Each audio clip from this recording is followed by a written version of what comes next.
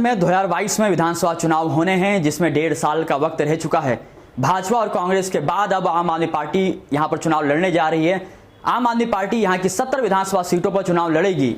आम आदमी पार्टी के मुताबिक वो दिल्ली मॉडल की तर्ज पर यहां पर काम करेगी और दिल्ली मॉडल की तर्ज पर यहां पर चुनाव लड़ेगी। आम आदमी पार्टी ऐसा नहीं है कि पहली बार यहां पर चुनाव लड़ने जा रही हो। इससे पहले भी आम आदमी पार्टी ने यहां पर चुनाव लड़े हैं, लेकिन यहां की जनता ने उनको नकार दिया था। आप पार्टी को लेकर क्या है आम जनता की राय, सुनाते हैं आपको।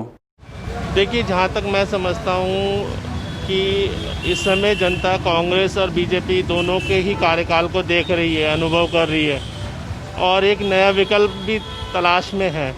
तो मुझे ये लगता है कि आम आदमी पार्टी को भी आना चाहिए उत्तराखंड में, शायद जनता उनको सपोर्ट करे, ये मेरा मानना है। बाकी तो जनता के हाथों में है सब कुछ। तो यही सोचती है कि अभी जैसा उन्होंने दिल्ली में किया है, हो सकता है देहरादून उत्तराखंड में भी कर पाए, हमें भी कुछ फ्री चीज़ें मिले। लेकिन फ्री के लालच में अगर जनता वोट देती है तो सबसे गलत है वो, मेरी नज़रों में। काम के बिहाफ पे अगर वोट देगी तो बहुत अच्छा है, बट केवल फ्री के लालच में वोट देना सही कहीं से कहीं तक सही नहीं है। बाकी जनता तो सभी समझदार है, आप भी समझदार हैं, हम भी समझदार हैं। बिल्कुल है, दोनों सरकारें। अभी उत्तराखंड में आम आदमी को पहले अपने पाँव जड़ें मजबूत करनी पड़ेगी, धरातल पे काम करके कुछ दिखाना होगा। सिर्फ धरने प्रदर्शन करने से या सिर्फ इस्तीफे मांगने से काम नहीं होगा। पहले जनता के बीच जाइए, कुछ काम करके दिखाइए, उसके बाद ही आपको सपोर्ट मिलेगा। और हो सकता है दिल्ली से अच्छा सपोर्ट मिले। दिल्ली में तो है ही, देहरादून उत्तराखंड में मिल पाए, लेकिन मेहनत करनी पड़ेगी ना।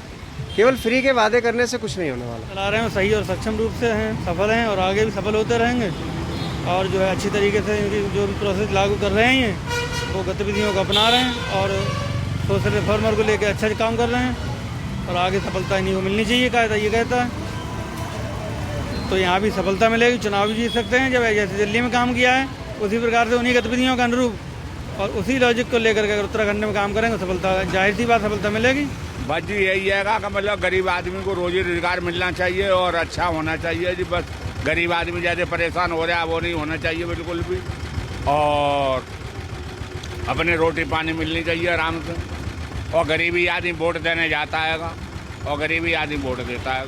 सर, हम तो यही कहेंगे जैसे वहाँ पर वहाँ की सरकार के दिल्ली में काम किया है उसी तरह से यहाँ पर भी करें, क्योंकि हमने दोनों पक्षों को देख चुके हैं। तो वहाँ पर अच्छा किया है, तो हम भी यही चाहेंगे कि यहाँ पर भी आए तो इसी तरह का प्रोसेस हो। सर, आम जनता तो यही सोच रही है कि पार्टी बदल के आए इस बार। बीजेपी भी देख ली, कांग्रेस भी देख ली, इस बार हम अरविंद केजरीवाल की पार्टी को देख लेते हैं इस बार। देखो, दिल्ली में बड़े काम करे उन्होंने, 2 साल लगातार आई है। हम सोच रहे कि देहरादून में भी इस साल यही आए।